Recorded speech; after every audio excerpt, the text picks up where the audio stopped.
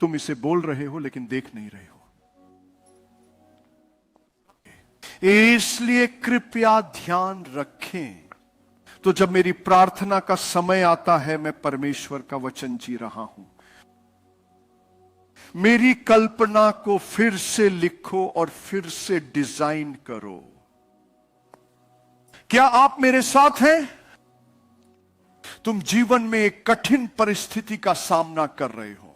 शब्दों में एक उत्तर है, लेकिन जब आप इसे शुरू में पढ़ते हैं या पहली बार पढ़ते हैं, तो यह ऐसा नहीं लग सकता कि यह आपके लिए प्रकट होगा, क्योंकि चुनौती प्राकृतिक रूप से अपरिहार्य है। लेकिन आप जो भूल जाते हैं वह यह है कि आप युद्ध प्राकृतिक क्षेत्र से नहीं लड़ रहे हैं। यह तुम्हारी लड़ाई नहीं, यह मेरी है। तो यहां लड़ाई है। लड़ाई तुम्हारे दिमाग में है, यह तुम्हारी कल्पना में है। और जब तक आपकी आत्मा का पुनर्जन्म नहीं होता, और जब तक आत्मा ने आपको प्रेरित नहीं किया है, तब तक आपकी आंखें नहीं खुलेंगी कि वचन क्या कहता है। उन्होंने क्या कहा? देखोगे लेकिन समझ नहीं पाओगे। सो यह महत्वपूर्ण है। मैं अब इस बिंदु पर पहुंच रहा हूं जब मैं उसे सोचता हूं और अपनी सफलता को देखता हूं, मुझे वे नौकरी मिलती दिखती है। देखिए, मेरे काम की जगह पर मुझे विशेष सम्मान मिल रहा है। मुझे मेरे व्यवसाय में तरक्की करते देखो, मुझे मेरे चर्च में बढ़ते देखो। अब याद रखना, जिस पल तुम इसे देखो वो नहीं है जब आपने इसे कैद किया था, क्योंकि लड़ाई शुरू होती है। दुश्मन लगातार उस छवि को चुराने की कोशिश कर रहा है। कैसे विपरीत परिस्थितियां बनाकर और तुम्हारे कानों में विपरीत आवाजें बोलने लगे कि यह असंभव है। तो लड़ाई उस चित्र को मिटाने और खत्म करने के लिए है, क्योंकि आप जिस भी तस्वीर को अपने मन में रखेंगे, आप उसी दिशा में आगे बढ़ेंगे। अंदर जो छवि तुम देखते हो वही तुम्हारे कार्यों को निर्देशित करती है। तो बाइबल कहती है, पवित्र आत्मा में बहुत प्रार्थना करो। क्या? अपना पवित्रतम विश्वास बनाए। अब वह क्या है? विश्वास वह तत्व है जो प्राकृतिक पदार्थ नहीं है। यह अलौकिक के मैट्रिक्स में एक आध्यात्मिक पदार्थ है। सो अब मैं प्रार्थना में मेहनत करता हूं उस छवि को मजबूत बनाने और शैतान को उस तस्वीर के साथ छेड़छाड़ करने से रोकने के लिए।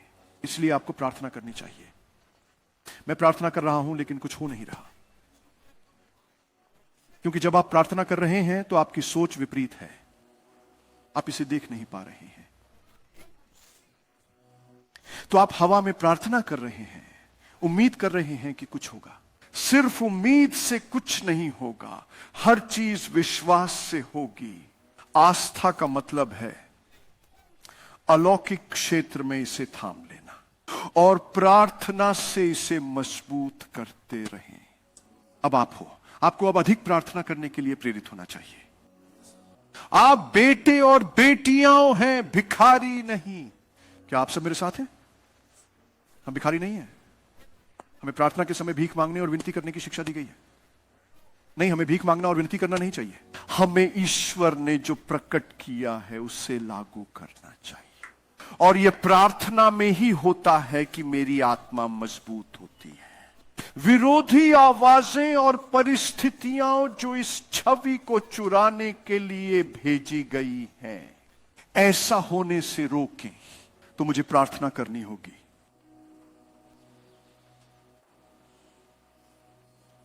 मुझे गीत में आराधना करनी है, सिर्फ इसलिए नहीं कि मुझे अच्छा महसूस हो सकता है एक उपोत्पाद है, लेकिन वह मकसद नहीं है। मकसद है ईश्वर के दिल को छूना। उद्देश्य पवित्र आत्मा के साथ जुड़ना है कि हम उन चीजों को डाउनलोड कर सकते हैं जो उन्होंने हम सभी के लिए रखी है। एक शब्द है, मेरी बात सुनो लोगों, परमेश्वर के लोग, आज सुबह आपके लिए एक शब्द है, बट आपके लिए यह शब्द उसके या उसके लिए वही शब्द नहीं है। लेकिन वहां कुछ ऐसा है जो आपने सुना ही नहीं है। आपने यहां अपना समय बर्बाद करने नहीं आए हैं। आप यहां उस वचन को पाने आए हैं जो आपके लिए भेजा है, जो आपकी किस्मत बदल देगा, जो आपके जीवन की दिशा बदल देगा, जो आपको आशा देगा, जो आपको यह एहसास दिलाएगा कि आप किसी उद्देश्य के लिए बने हैं। इस दुनिया में फर्क लाने के लिए तुम खास हो। हम केवल खुद को एक नाम प्रदान करके धार्मिक लोग नहीं बन सकते और यह नहीं कह सकते कि हमारी चर्च अन्य चर्चों से बेहतर है। दोस्तों, सभी चर्च एक ही प्रभु की सेवा करते हैं। हम अन्य चर्चों से प्रतिस्पर्धा नहीं कर रहे हैं। हमारी युद्ध दुश्मन के खिलाफ है। यहां से सीखो, यहां परजीवी बनने की कोशिश मत करो। योगदानकर्ता और उत्पादक बने, सिर्फ उपभोक्ता और परजीवी नहीं। क्या आप सब मेरे साथ हैं? तो परमेश्वर के वचन में खड़े होना सीखें, शब्द में बढ़ना सीखें, प्रार्थना करना सीखें और पृथ्वी पर परमेश्वर की इच्छा और उद्देश्य को स्थापित करें। किसी को भी जीवन में असफल होने के लिए नहीं बनाया गया है। अगर ऐसा लगे कि आप असफल हो रहे हैं और अब तक तुम्हारी जिंदगी में कोई अच्छे परिणाम नहीं आए हैं, मैं तुम्हें बताता हूं, आज सब कुछ बदलने वाला है। शब्द केवल जानकारी के लिए नहीं दिया गया था। बाइबल कहे जाने वाले शब्द को केवल कहानियों के लिए नहीं दिया गया था।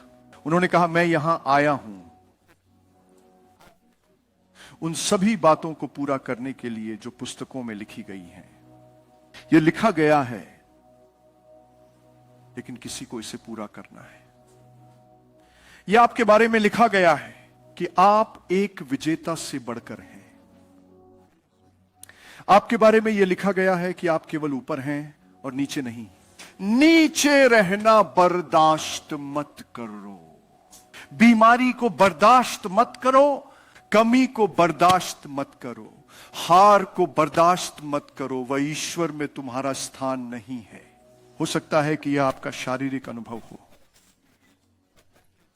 लेकिन अगर आप लिखे हुए से सहमत होंगे तो यह बदल सकता है। आप कौन हैं? तुम कौन हो? इसका मतलब है कि हर अंग जो ठीक से काम नहीं कर रहा, उसे सही ढंग से काम करना शुरू करना होगा।